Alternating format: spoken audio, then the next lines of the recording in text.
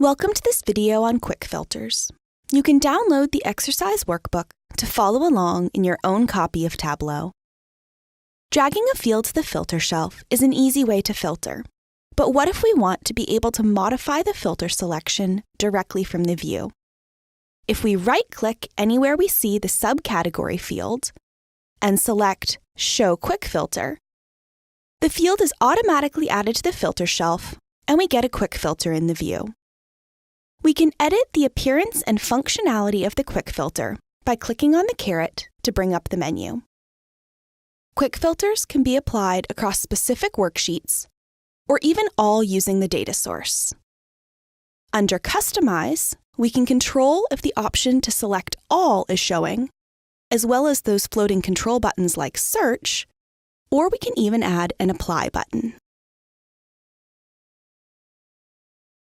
The title can be toggled on or off and edited.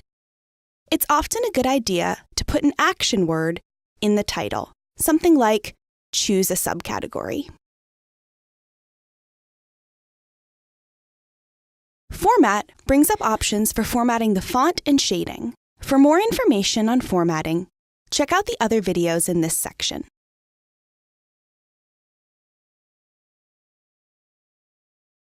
In the menu, we can also change whether selections made in the quick filter include or exclude values.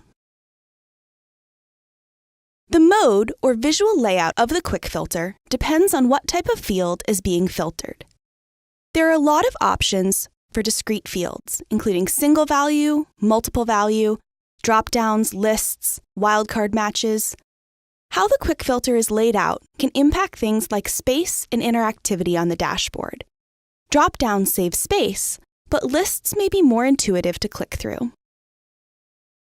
The quick filter for a continuous field, such as shipping cost, has different layout options, including a slider or at least or at most. If we create a quick filter from a continuous date field, we get some cool options, such as relative date, starting date, browse periods.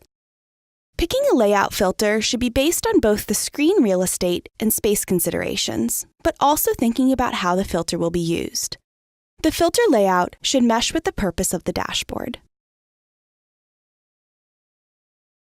Another useful option in the menu is only relevant values versus all values in database. All values will always show every option for the field, regardless of any other filters. A good example of when this is useful is something like cascading filters on a map. If we add a quick filter for country, see how long that list is? Let's open the menu. Note that only relevant values is selected.